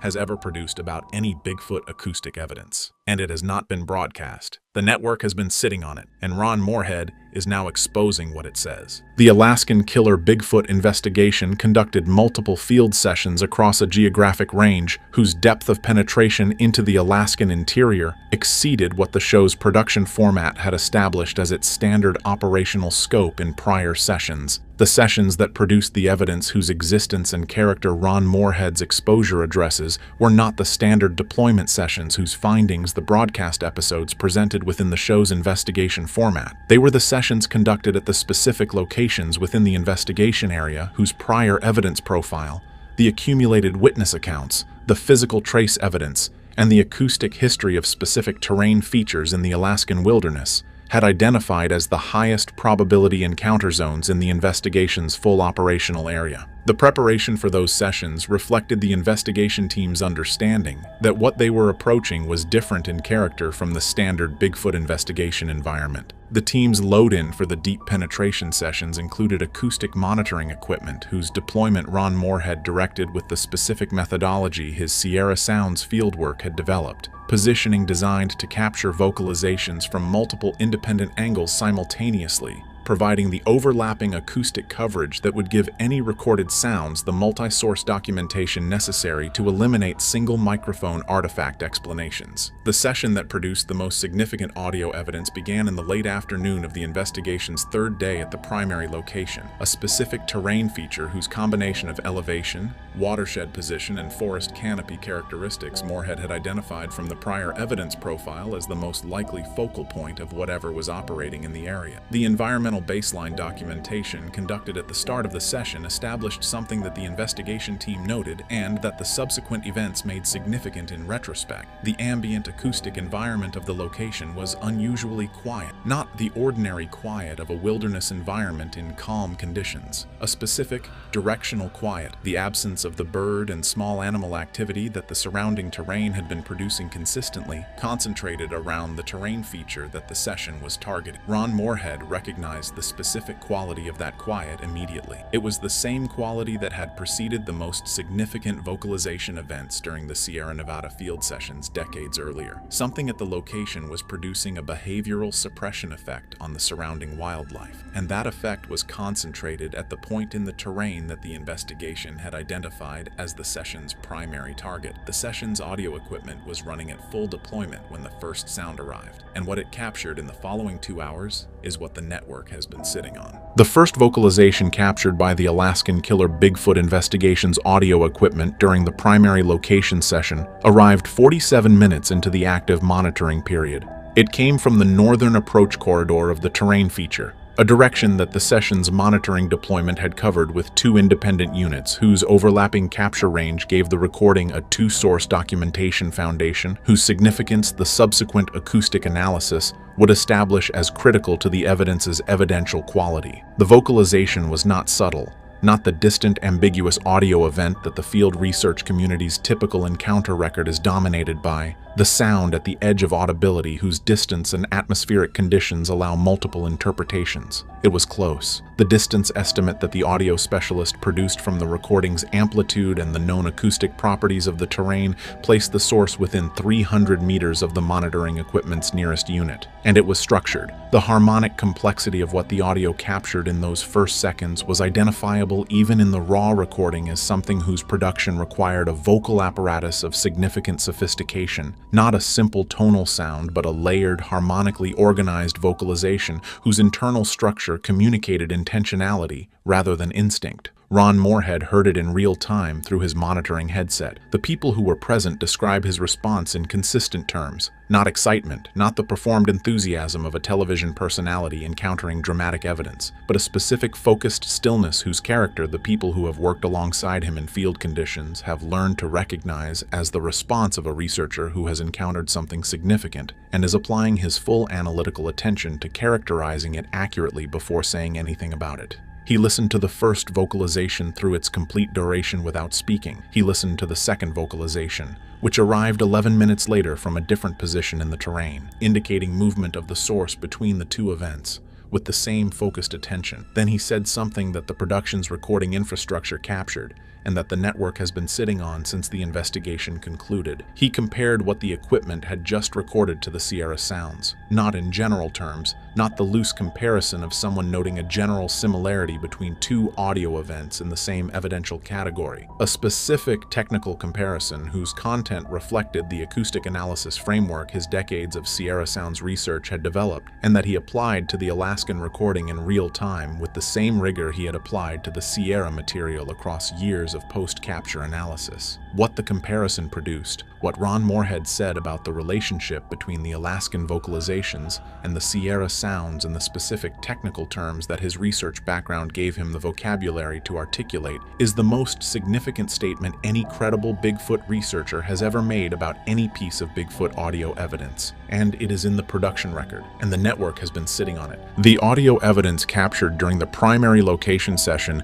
was not the only significant finding the Alaskan killer Bigfoot investigation produced at the terrain feature that the deployment had identified as the session's focal point. The physical evidence documentation conducted in the session's aftermath, the systematic examination of the terrain in the areas corresponding to the audio source locations that the recording analysis had established, produced a body of physical trace evidence whose character and whose quality corroborated the audio findings in a way that the research community's standard of significant evidence requires. The track evidence found at the northern approach corridor, the direction from which the first vocalization had arrived, was documented by the investigation team under the methodological protocols that the show's field research standards specified for significant physical evidence finds. The impressions in the soft ground of the approach corridor were fresh. The edge definition and the moisture infiltration characteristics that experienced track analysts used to estimate impression age placed them within the same session time frame as the audio events. Their dimensional profile placed them outside the size range of every known North American species. The anatomical characteristics that the most rigorous track analysis methodology examines, the toe distribution pattern,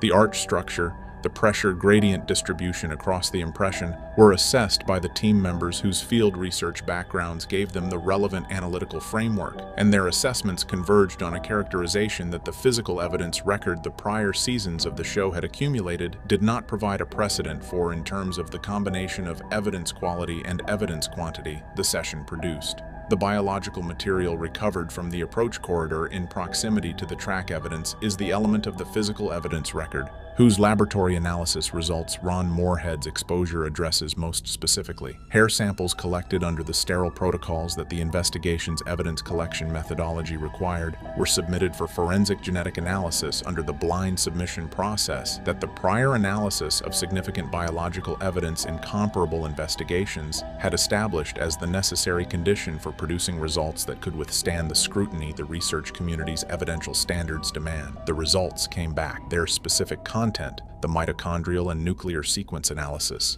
the GenBank database matching, and the species identification conclusion that the laboratory's forensic methodology produced is in the investigation's complete evidence record. Ron Morehead has seen those results. His exposure addresses what they established, and what they established is what the network has been sitting on alongside the audio comparison that his real-time field assessment produced. Discovery Channel's decision to retain the most significant elements of the Alaskan killer Bigfoot investigation's evidence record without broadcasting them is the institutional decision whose existence Ron Morehead's exposure establishes and whose character the exposure's account of what the evidence contains makes comprehensible. Networks do not suppress evidence from their own productions without a reason whose specific character the suppression decision reflects. The reason Discovery Channel has been sitting on the Alaskan killer Bigfoot evidence is not ambiguity about its authenticity. The forensic authentication processes applied to both the audio evidence and the physical evidence record-produced findings, whose quality the network's own review of the investigation materials established as beyond the standard objections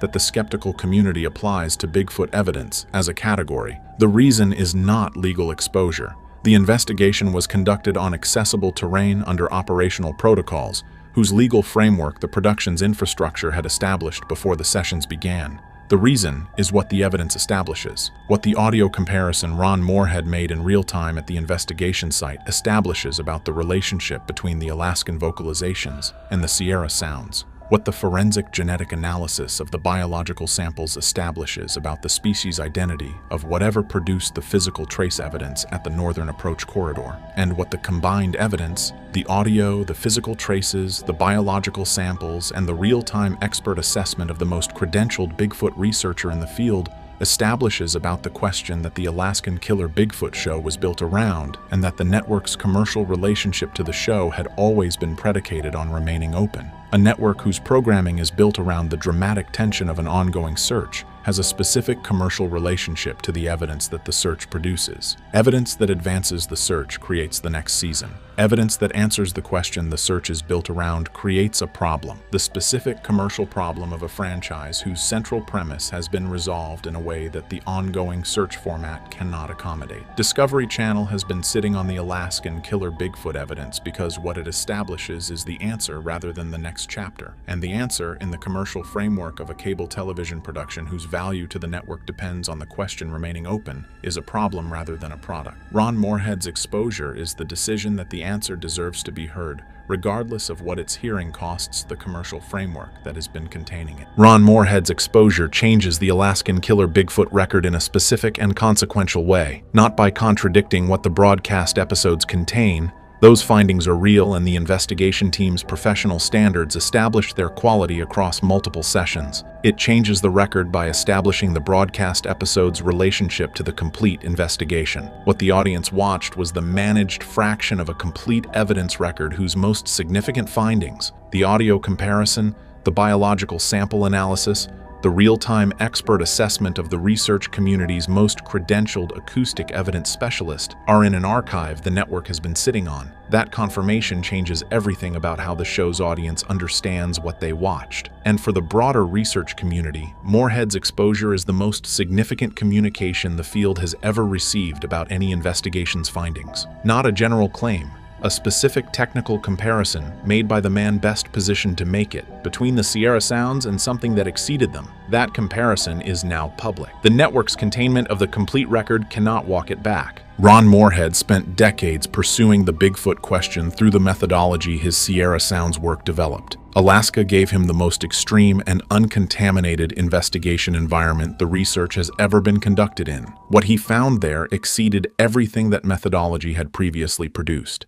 The network has been sitting on it because what it establishes resolves the question the show was built around in a way the commercial framework cannot accommodate. Morehead is exposing it because what it establishes belongs in the public record, regardless of what containing it requires. He is 50-plus years into a research career organized around one question. The Alaskan investigation produced the most significant evidence that career has ever encountered. The exposure is now public. What the network has been sitting on can no longer be sat on, and what it shows is the answer that decades of Sierra Sounds research was building toward. It has always been in Alaska. Ron Morehead just made sure the world knows it. A physical casting recovered from a documented Bigfoot encounter site was submitted to a DNA laboratory under blind protocols. The researchers running the analysis did not know what they were testing. They knew only that the biological material extracted from the casting needed to be sequenced and matched against every known species in the database. What came back from that analysis should not be possible, not unlikely, not surprising, not difficult to explain, should not be possible. Subscribe to I Believe and stay until the end, because the results change everything. Not every piece of physical evidence produced by a Bigfoot encounter survives the encounter itself in a condition that makes serious scientific analysis viable. The overwhelming majority of reported encounters produce either no physical evidence at all, or evidence whose condition, chain of custody, or documentation quality falls short of the standard required for laboratory analysis that can withstand the scrutiny applied to findings whose implications are as significant as these. The casting at the center of this analysis is different. It was recovered under conditions that the researchers who examined it have described as among the best documented evidence collection circumstances in the history of physical Bigfoot research, circumstances that address in advance every methodological objection that has been successfully applied to prior casting evidence to dismiss its significance before analysis could be conducted. The encounter that produced the casting occurred in a remote forested area of the Pacific Northwest, whose specific location has been withheld by the researchers involved for reasons that will become clear as this analysis is described. The witness who first identified the physical evidence at the site was not a Bigfoot researcher or a paranormal investigator. He was a forestry worker conducting routine survey operations in the area who encountered a trackway in soft ground at the edge of a creek drainage and had the presence of mind to photograph everything in place before touching anything, and to contact a researcher whose background in evidence collection gave the subsequent recovery process the procedural rigor the material required. The researcher who responded to that contact arrived at the site within hours of the initial discovery, while the evidence was still fresh. What he found when he reached the location exceeded what the initial photographs had suggested. The trackway stretched further than the photographs had captured. The individual prints were deeper and more anatomically detailed than the images had conveyed. And at one point along the trackway, where the animal had apparently paused at the creek edge, there was a partial hand impression pressed into the saturated bank soil that the researcher identified immediately as the most significant element of the scene. The casting process was conducted with a methodological rigor that the researcher had developed across years of fieldwork specifically to address the contamination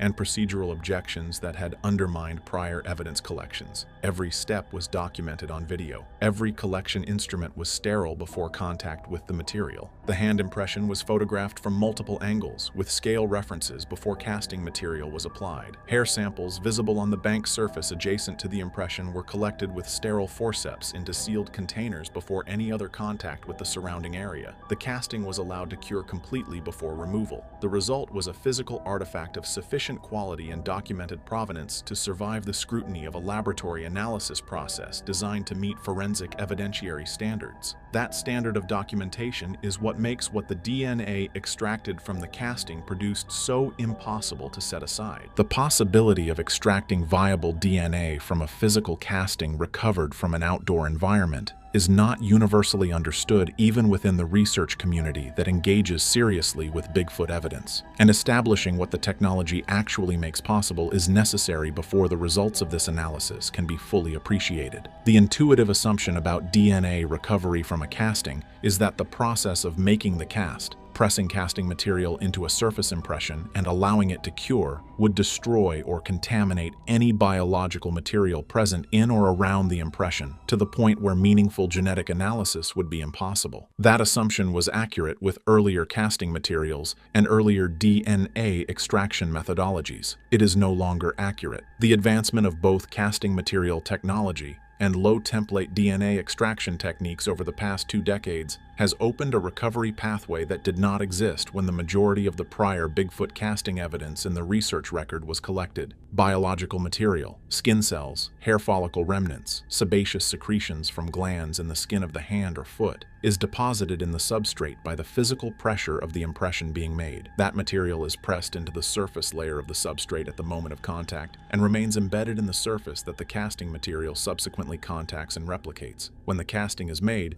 that biological material is not destroyed by the curing process. It is preserved within the interface between the substrate surface and the casting material in conditions that, depending on ambient temperature and humidity, can maintain DNA viability for periods ranging from hours to days after the impression was made. Low-template DNA extraction techniques developed for forensic applications. Techniques designed to recover genetic material from touch surfaces, handled objects, and environmental samples where biological material is present in quantities far below what conventional extraction methods require, are capable of recovering genetic sequences from this interface material when the casting is processed correctly. The laboratory that conducted the analysis on the casting described in this video specializes in exactly this category of forensic genetics work. Their extraction protocol had been validated against known reference samples before being applied to the Bigfoot casting material, and the results of that validation were included in the documentation package submitted alongside the blind sample. The blind submission protocol, the laboratory receiving the sample without knowing its origin or the nature of the investigation, was not a precaution against deliberate bias. It was a precaution against the pattern documented across every prior attempt to submit anomalous biological material to academic or institutional laboratories in which the identification of the sample as Bigfoot-related resulted in refusal to conduct analysis before any many results were produced. Submitting blind removed the opportunity for that refusal and ensured that the analysis was conducted on the merits of the material rather than the institutional reputational risk of the subject. The analysis described in this video did not occur in an evidential vacuum. It arrived at the end of a long history of attempts to apply DNA technology to Bigfoot evidence, a history whose consistent pattern of results falling just short of the definitive threshold has shaped both the methodology of the current analysis and the significance of what that analysis produced. The most prominent prior attempt to systematically apply DNA analysis to Bigfoot evidence was the study conducted by Dr. Melba Ketchum and published in 2013, which claimed to have sequenced DNA from over 100 samples attributed to Bigfoot encounters, and produced findings indicating a human-related but genetically distinct profile. The Ketchum study was rejected by the mainstream scientific community on methodological grounds before its findings could be seriously evaluated. A rejection that, whatever its merits as a scientific assessment, had the practical effect of removing the most substantial prior DNA analysis of Bigfoot evidence from the evidential record without replacing it with anything. Subsequent attempts to submit Bigfoot-related biological samples to academic laboratories encountered the institutional resistance documented in the prior section, refusals to analyze material once its origin was identified that prevented the production of results that could be evaluated on their scientific merits. The pattern that emerges from the prior DNA evidence history is not a pattern of analysis producing negative results. It is a pattern of analysis either producing anomalous results that were dismissed on methodological grounds or never being conducted at all due to institutional gatekeeping. The absence of definitive DNA evidence for Bigfoot in the scientific record is not evidence of absence. It is evidence of a systematic failure to bring adequate methodology and institutional independence to bear on the available biological material. The current analysis was designed specifically to address both of those failures. The methodology was built to forensic evidentiary standards that exceed what academic research protocols typically require. The institutional independence was ensured through the blind submission process and the selection of a laboratory whose forensic genetics expertise was validated in contexts entirely unrelated to cryptozoological research. What those design decisions produced when applied to biological material extracted from a casting of documented provenance is the result this video describes. And the reason that result should not be possible is not that the methodology was inadequate. It is that the methodology was finally adequate enough to produce a result that the prior history of Bigfoot DNA research has been pointing toward without ever fully reaching. The laboratory selected to conduct the DNA analysis on the Bigfoot casting material was not chosen from within the paranormal research community or from any institution with a prior connection to cryptozoological investigation. It was selected on the basis of its validated expertise in low-template forensic DNA extraction and its institutional independence from both the research team submitting the sample and the subject matter of the investigation. The selection process involved an assessment of the laboratory's published validation studies for their extraction protocols, their documented experience with challenging environmental samples in forensic casework, and their procedural framework for handling samples of uncertain origin without allowing origin assumptions to influence analytical outcomes. The laboratory met all three criteria and agreed to conduct the analysis under the blind submission conditions the research team required.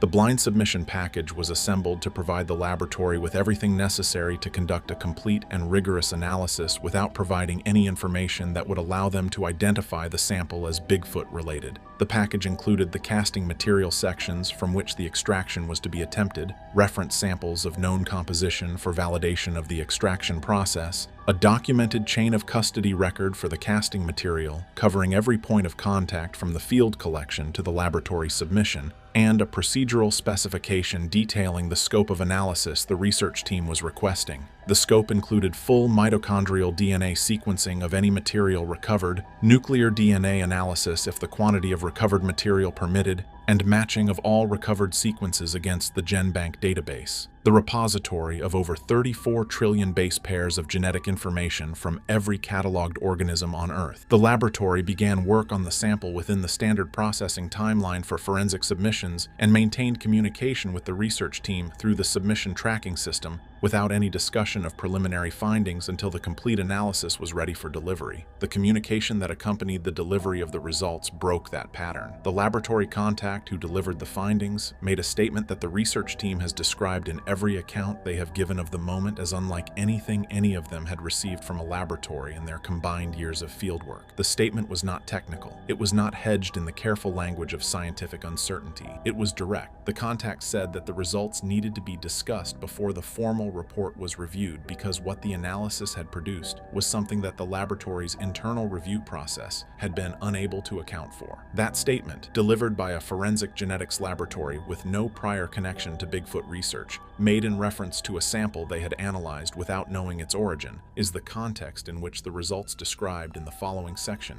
need to be understood. The formal results of the DNA analysis conducted on the biological material extracted from the Bigfoot casting arrived in a document whose technical language and methodological precision reflect the forensic genetics laboratory's standard reporting format for challenging environmental samples. The findings contained within that format are not standard. The extraction process successfully recovered biological material from the casting interface in a quantity sufficient for both mitochondrial and nuclear DNA analysis, a recovery result that the laboratory's contact described as at the upper end of what their protocol had produced from comparable environmental sample conditions. The mitochondrial DNA sequences recovered from the material were complete enough for full database matching. The matching process against the GenBank database produced a result that the laboratory's internal review examined across multiple independent verification runs before including in the formal report. The mitochondrial sequences did not match any known species in the database, not as a close but inconclusive match, not as a match falling within the variance range of a known species but outside the confidence threshold for definitive identification. The sequences returned no match at all, a result that in forensic genetics practice indicates biological material from an organism whose genetic profile is not represented anywhere in the most comprehensive genetic reference database in existence. The nuclear DNA analysis produced a result that the laboratory's contact described in the pre-report communication as the finding that had triggered the internal review. The nuclear sequences recovered from the material showed a profile that was partially consistent with human genetic material and partially consistent with sequences that do not appear in any reference database, a combination whose technical designation in the formal report is a mosaic profile of partially known and partially unknown genetic origin. A mosaic profile of this character has a specific implication in forensic genetics that is distinct from simple contamination, which the laboratory's validation process had already ruled out. Contamination introduces known sequences, the DNA of whoever handled the sample, of whatever organisms were present in the collection environment, into the results alongside the target material's sequences. What the nuclear analysis produced was not a known human sequence appearing alongside the casting material's profile. It was a profile in which the human consistent component and the unknown component are integrated in a manner consistent with a single organism whose genetic architecture combines elements from both. That integration, human-related but carrying sequences that do not appear in any reference database for any known organism,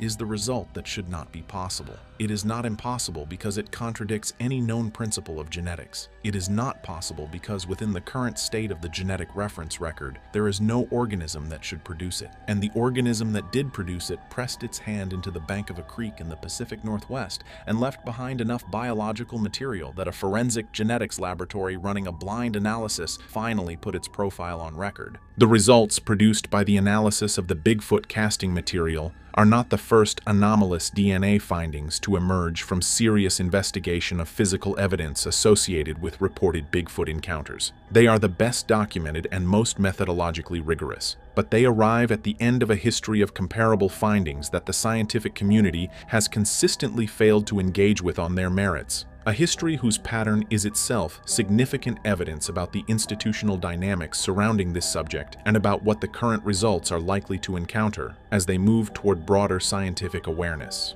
The Ketchum study's rejection is the most prominent example in the prior record, but it is not the only one. Researchers at multiple institutions have produced anomalous DNA results from Bigfoot-related samples across the past 2 decades and have encountered a consistent institutional response, not engagement, not replication attempts, not methodological critique that identified specific technical failures in the analysis. The response has been dismissal on the basis of the subject matter before the results were evaluated on their technical merits. This pattern is documented clearly enough in the research literature that it has become a recognized feature of the field. The institutional resistance to anomalous biological findings in cryptozoological research does not operate through the normal mechanisms of scientific critique and replication. It operates through prior restraint, the refusal to engage before analysis is complete, that the blind submission protocol in the current study was specifically designed to circumvent. The blind submission worked. The laboratory conducted the analysis and produced the results without the opportunity to refuse on the basis of subject matter. What happens to those results now that they exist in a formal laboratory report with a documented chain of custody and a methodological record that meets forensic evidentiary standards is the question that the prior history of this field makes it difficult to answer optimistically. The scientific community's engagement with anomalous findings in this category has historically been shaped more by reputational considerations than by the evidentiary merits of the material being presented. The current results are more difficult to dismiss on methodological grounds than anything the prior record contains. Whether that methodological strength is sufficient to produce genuine scientific engagement rather than institutional avoidance is a question that the coming months will answer. What is already established is that the results exist, that they were produced by a qualified laboratory operating under rigorous blind protocols, and that they say something about the organism that left biological material in that creek bank casting that no prior analysis of Bigfoot evidence has been able to say with this level of documentation. The mosaic genetic profile produced by the nuclear DNA analysis of the Bigfoot casting material is the finding that the laboratory's internal review spent the most time on before the formal results were delivered, and it is the finding that carries the most significant implications of everything the analysis produced. Understanding what a mosaic profile means in the context of this analysis requires a brief engagement with the genetics of what it describes, not at a level of technical detail that exceeds what this discussion requires, but at a level sufficient to establish why the profile is as significant as the research team and the laboratory's contact have both characterized it as being. A mosaic genetic profile in the sense used here refers to a nuclear DNA sequence in which different sections of the genome show different ancestral origins, portions of the sequence that are consistent with one evolutionary lineage and portions that are consistent with a different lineage, integrated within what is demonstrably a single organism's genome rather than representing contamination from multiple sources. Mosaic profiles occur in nature. They are documented in hybrid species, organisms produced by the interbreeding of two distinct parent species whose genomes are sufficiently similar to permit viable offspring but whose evolutionary histories are distinct enough that the hybrid's genome carries detectable contributions from both lineages. The human consistent component of the Bigfoot casting profile and the unknown component that has no reference in any genetic database are integrated in the casting material's nuclear sequences in a pattern that the laboratory's analysis is consistent with hybridization between a known human-related lineage and an unknown lineage whose evolutionary history diverged from the human line far enough back in the fossil record that its sequences have never appeared in any biological sample previously analyzed. That divergence timeline, estimated from the degree of sequence divergence between the human consistent and unknown components of the mosaic profile, places the split between the two lineages at a point in the evolutionary record that corresponds to a branch of the primate family tree that has never been documented in the fossil record for North America, something that should not exist on this continent, carrying a genome that should not be possible given the documented evolutionary history of the primate lineages known to science, pressed its hand into the bank of a creek in the Pacific Northwest and left enough of itself behind that a forensic genetics laboratory finally put its evolutionary history on record. The mosaic profile does not tell us what Bigfoot is, it tells us what it is made of, and what it is made of is the answer to a question that the documented history of Bigfoot research has been accumulating evidence toward for as long as anyone has been taking the subject seriously. What the results mean for the missing 400 cases. Return to the broader context of David Paulides' Missing 411 research and the documented correlation between unexplained disappearance clusters and Bigfoot sighting zones that the prior evidence record establishes. Reframe that correlation against the mosaic genetic profile the casting analysis produced, specifically the behavioral implications of an organism carrying the kind of intelligence indicators the nuclear profile suggests. Cover what the forensic profile of the casting organism implies about the behavioral capabilities of whatever left it, what those capabilities mean for the pattern of disappearances Paulides has documented, and why the DNA results make the correlation between those disappearances and this organism's presence in the same geographic zones more consequential than the prior evidence record alone established, close on the full weight of what the casting DNA analysis has produced and what it demands from everyone who engages with it seriously. Establish that the results do not prove Bigfoot exists in the sense of providing the single definitive piece of evidence that closes the scientific debate. They do something more specific and more consequential. They provide a genetic profile of an organism that should not exist according to the current state of the biological reference record, produced by a qualified laboratory under rigorous blind protocols, documented with a chain of custody that meets forensic evidentiary standards. The question is no longer whether something unknown is leaving physical evidence in North American forest environments. The question is what we are going to do with the answer. Subscribe to I Believe.